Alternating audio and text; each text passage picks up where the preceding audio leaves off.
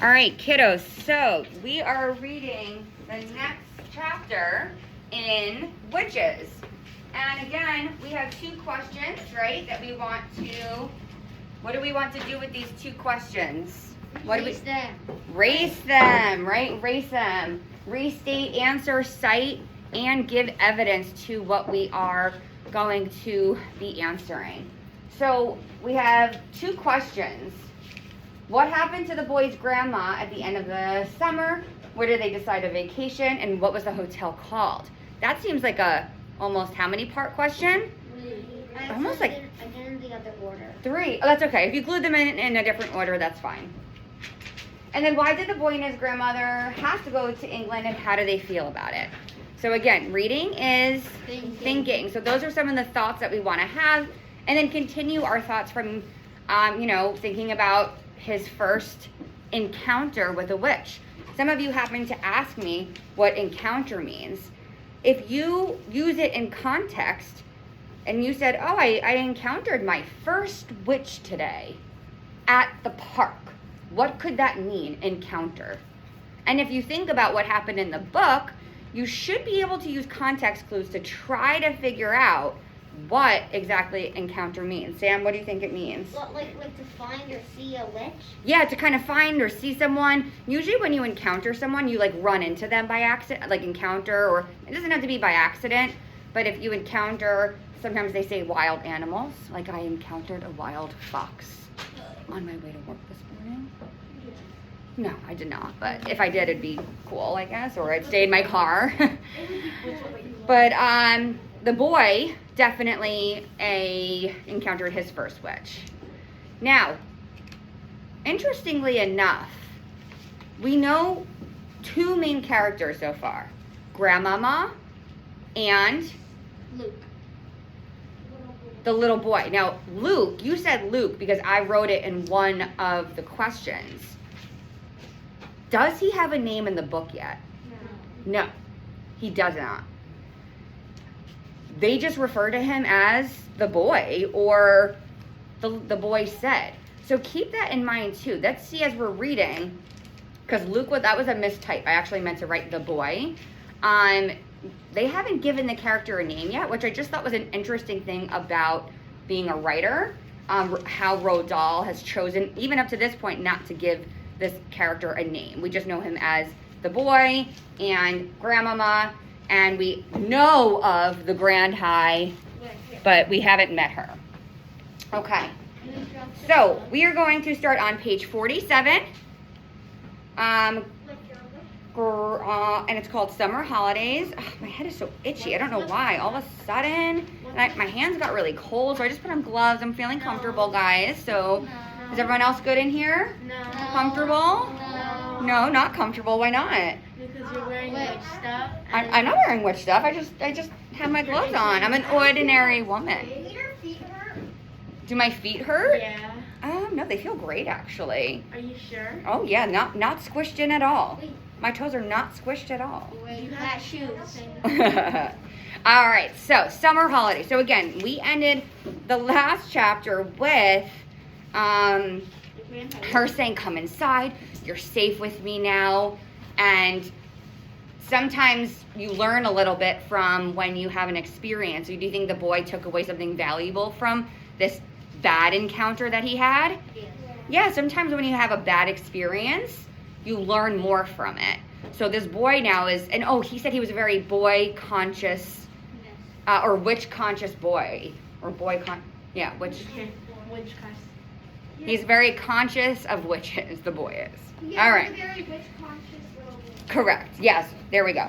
Summer holidays. So again, remember those questions as we start reading.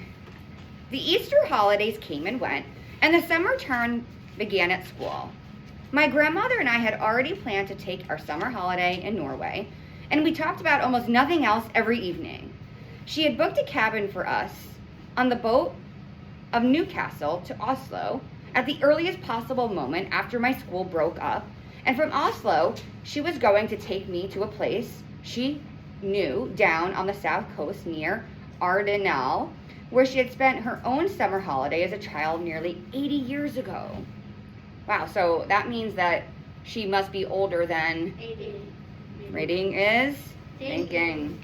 All day long, she said, my brother and I were out in a rowing boat. The whole coast is dotted with tiny islands and there's nobody on them. We used to explore them and dive into the sea off the lovely smooth granite rocks. And sometimes on the way out, we would drop the anchor and fish for cod and whiting.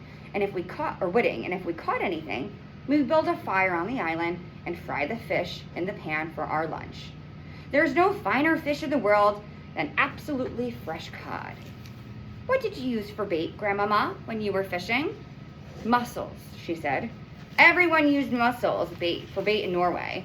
And if we didn't catch any fish, we would boil the mussels in a saucepan and eat those. Were they good? Delicious, she said. Cooked them in seawater, and they were tender and salty. What else did you do, Grandmama? We used to row out and wave in the shrimp boats on their way home, and they would stop and give us a handful of shrimps each. The shrimps were still warm from having just been cooked, and would sit in the rowing boat peeling them and gobbling them up. The head was the best part. The head, I said. You squeeze the head between your teeth and suck out the inside. It's marvelous. You and I will do those things this summer, my darling, she said. Grandmama, I said, I can't wait. I simply cannot wait to go. Nor can I, she said. There were only 3 weeks of the summer term left. So the summer term is like their vacation. An awful thing happened. My grandmother got pneumonia.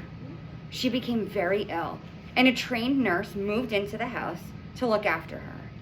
The doctor explained to me that pneumonia is not normally a dangerous illness nowadays because of penicillin, but a person is more than 80 years old, as my grandmother was, then it's very dangerous indeed.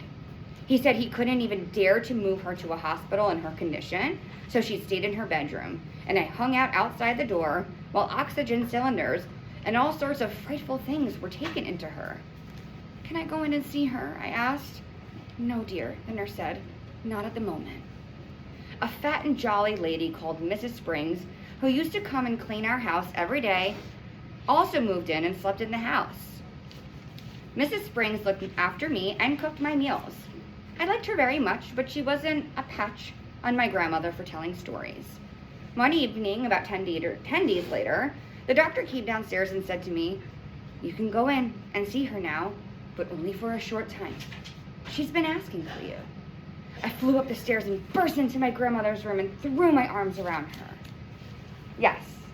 When I was looking at the picture, I see that she has 4 fingers and both. Ah, good observation. Cooper said that she sees 4 fingers on Grandmama. Oh, on both? I think that's just maybe the illustration, like how it was written. Or I think it was just one hand that we learned in that last chapter, Cooper, but good observation. So Grandmama got what? She got sick from something called pneumonia. And like, you know, I got pneumonia today. It's like it's a bad cold. It's in your chest. But as you get older, it becomes more dangerous. So that's why she had to stay in bed. And how long was she in bed for? At least we know. It says it in the text. Go right, if you're not sure, where can we find the answer? Go right back into the text. Marley, I think you said it. 10 days until he was able to see her. So yeah, we can infer that, was she in her room for a while all hooked up to things? Yeah. Okay. Hey there, the nurse said. Be careful with her. Will you be all right now, Grandmama? I asked. The worst is over, she said. I'll soon be up again. Will she? I said to the nurse. Oh yes, the nurse answered, smiling. She told us she simply had to get better because she had to look after you. I gave her another hug. They won't let me have a cigar, she said, but you wait till they're gone. She's a tough old bird, the nurse said, but we'll have her up in another week. Do you think Grandmama should be smoking at all, let alone right after she's been sick? No. We would say that's a very silly and bad choice to make, yes. Could be fatal as well from our Wordly Wise, nice. The nurse was right. Within a week, my grandmother was thumping around the house with her gold-topped cane and interfering with Mrs. Springs' cooking. I said no thank you for all your help, Mrs. Springs, she said, but you can go home now. Oh, no, I can't, Mrs. Springs said. Doctor told me that you need to take it very easy for the next few days. The doctor said more than that.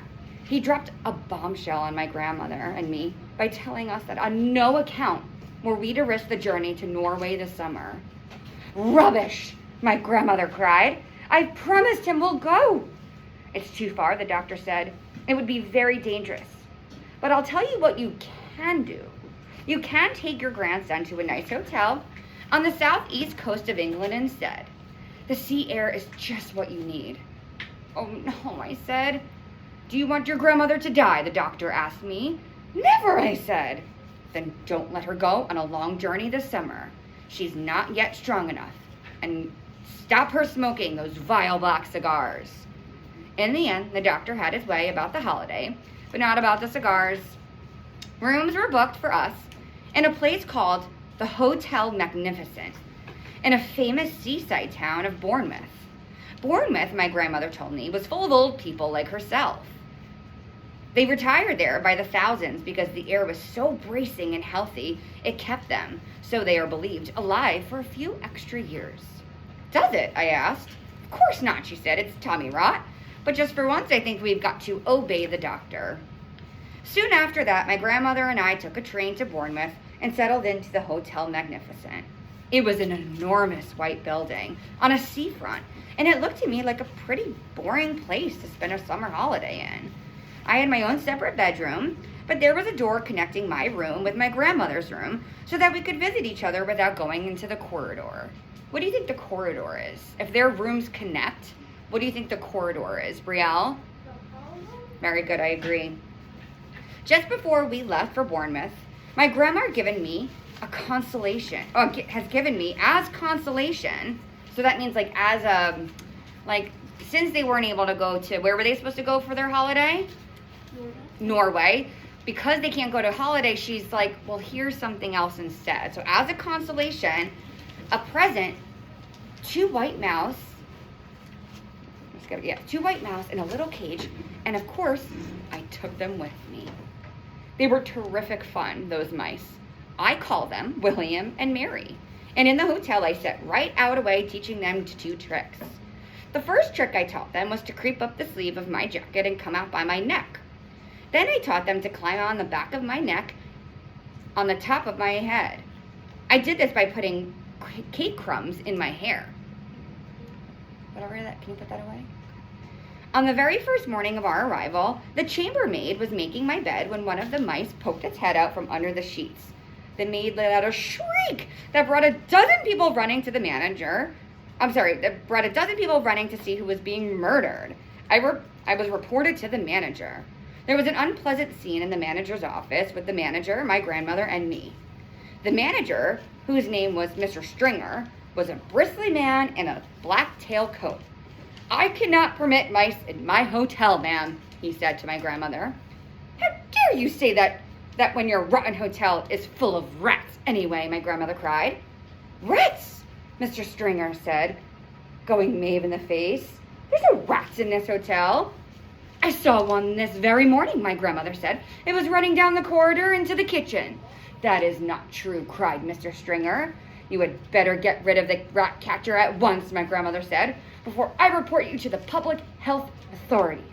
I expect there are rats scuttling all over the kitchen floor and stealing the food off the shelves and jumping out of the soup. Never, cried Mr. Stringer. No wonder why my breakfast toast was all nibbled round the edges this morning, my grandmother went on relentlessly. No wonder they had nasty, ratty taste.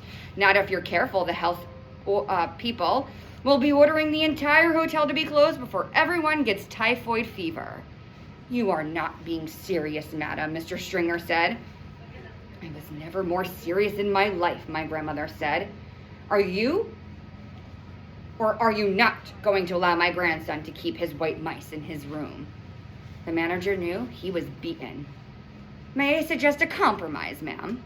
He said. I will permit him to keep them in his room as long as they are never allowed out of the cage. How is that? That will suit us very well, my grandmother said. Then she stood up and marched out of the room with me beside her. Now, just to pause for a moment. Who saw the mice? The mouse at first? I like that Cooper went right back to that text. Who saw the mouse first? Cooper? before Mr. Stringer, well, Mr. Stringer never saw it. It was reported to Mr. Stringer. Who saw it first? Aiden? The manager? Not the manager. Let's go back to the text. Let's go back to page 50. Everyone go to 52. Nope, 51. Nope, 52. And in the middle of the page, it says, on the very first morning after arrival, the chambermaid, so that's just like a housekeeper, right? Go ahead, Alex. Yeah, she found it inside the bed and reported it to the manager, who is Mr. Stringer. Now, Grandmama, in my opinion, did something very clever here. What did she say she saw in the hotel to Mr. Stringer? And if we're not sure, we can go right back to the text. And she's like, I saw it running into the corridor, into the kitchen. It's probably all over your food. Claudia? Mice were running around the hotel. She didn't say mice. No. Go back to the text. Rats. Rats. Rats. My mom is terrified of them. If you see a rat in a hotel and in a kitchen, do you think that's a good look for a hotel? No. Do you think that's a good look for a restaurant? Do you want to eat in a restaurant that has rats crawling around it? No. Do you think Grandmama actually saw a rat? No, because she was in the hotel. I agree. She's being clever here and really tricking Mr. Stringer so that who doesn't get in trouble? Grandma. Who? Sam? The boy. The boy, because he has two, Rat. not two rats, he's got two mice. What are they called? William and? Mary. Okay, so I believe that Grandmama made this whole thing up just so that she could trick Mr. Stringer so that the boy could keep his mice. And she couldn't prove it either. And Mr. Stringer was like, all right, well, listen, you can keep the mice, but they've got to stay in the... I remember this part in the movie. Okay, don't give anything away for the movie, because the movie's very different, though, as well. So keep the... Maybe. This is very well. Okay, there's no way. So on bottom of page 54, there's no way you could train mice inside a cage. Yet I dared not to let them out again because the chambermaid was spying on me all the time. She had a key to my door and she kept bursting in at all hours, trying to catch me with the mice out of the cage. She told me that the first mouse to break the rules would be drowned in a bucket of water by a hall porter. It's terrible. That's like a cleaning like a custodian. I decided to seek a safer place where I could carry on with training. There must surely be an empty room in this enormous hotel. I put one mouse in each of my trouser pockets and wandered downstairs in search of a secret spot. The ground floor of the hotel was a maze of public rooms, all of them named in gold letters in the door. I wandered through the lounge, the smoking room, the card room, the reading room, and the drawing room. None of them were empty. I went down a long, wide corridor, and at the end of it, it came to the ballroom. Can we infer what kind of hotel this is? Would we say this is like a nice hotel, look at the types of rooms there are, Brielle? I agree, like a nice hotel. Some hotels I stayed at don't have a reading room, the card room, and a drawing room. They just have the breakfast area or something. They also just have the lounge. The lounge, right? So he came to the end to the ballroom. There were double doors leading into it. In front of the doors, there was a large notice board on stand. The notice on the board said RSPCC meeting. Strictly private. This room is reserved for the annual meeting of the Royal Society for the Prevention of Cruelty to Children. The double doors in the room were open. I peeped in. It was a colossal room. There were rows and rows of chairs all facing a platform. The chairs were painted gold and they had little red cushions on the seats. But there was not a soul in sight. I sidled cautiously into the room. What a lovely, secret, silent place it was. The meeting of the Royal Society for the Prevention of Cruelty to Children must have taken place earlier in the day, and now they had all gone home. Even if they did suddenly come pouring in, They would be wonderful, kind people who would look with favor upon a young mouse trainer about going about his business. At the back of the room, there was a large folding screen with Chinese dragons painted on it. I decided to be safe and go behind the screen and do my training there. I wasn't a bit frightened to the prevention of cruelty of children people, but there was always a chance that Mr. Stringer, the manager, might pop his head round the door, and if he did, he saw the mice.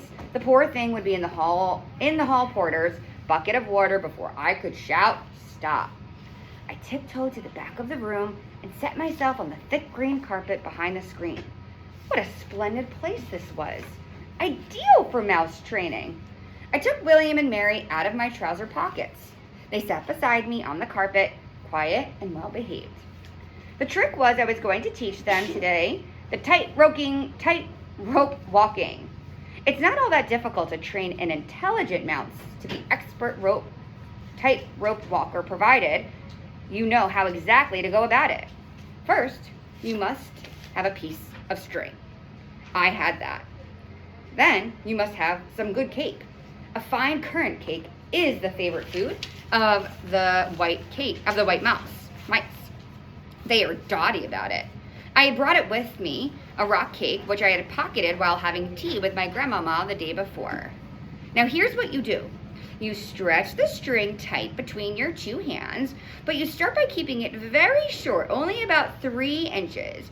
And you put the mouse on your right hand and a little piece of cake on the left hand. The mouse is therefore only 3 inches away from the cake, and he can see it and he can smell it. His whiskers twitch with excitement. He can almost reach the cake by leaning forward, but not quite. He only has to take 2 steps along the string to reach the tasty morsel. He ventures forward, one paw on the string, then another.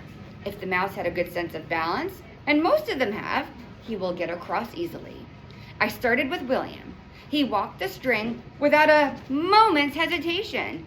I let him have a quick nibble of the cake to just whet his appetite.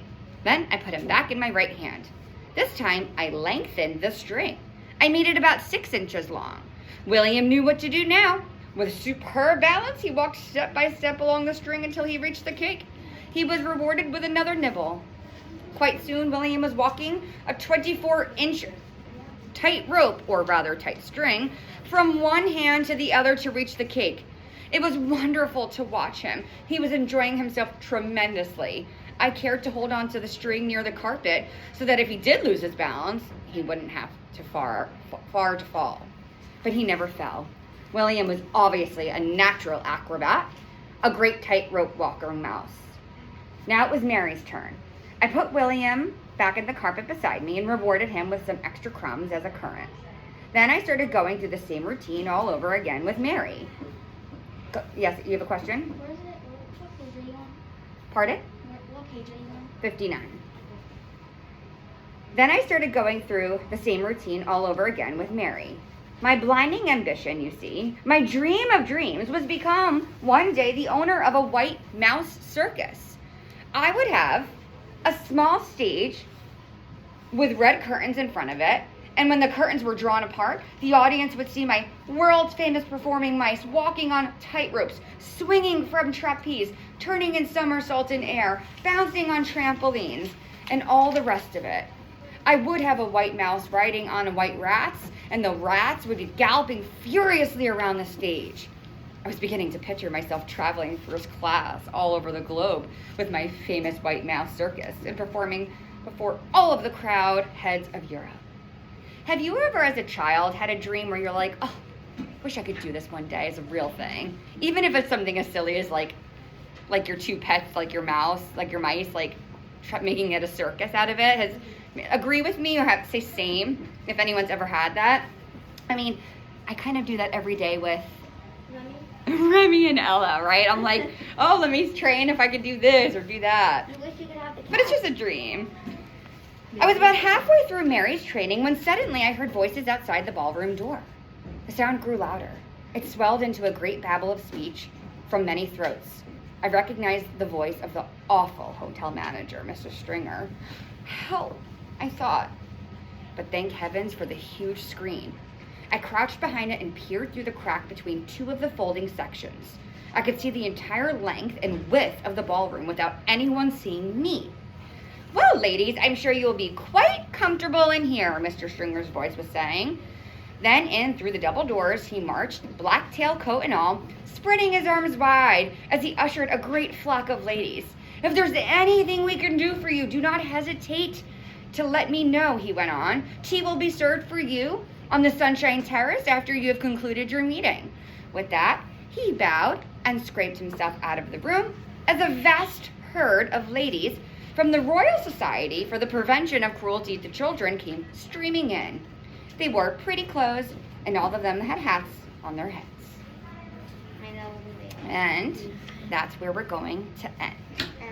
So, no, we can't end here. I know, it's such a good book. So, we'll probably get one more chapter in for tomorrow before our break. But What are we doing on Thursday? on Thursday, if we have time, we can try to get it in a chapter, but I don't know, it's a half day, and we have some other activities planned as well. We also have our class party in the morning. Yeah. But before that, let's just stay on topic here. So, a lot happened in this chapter.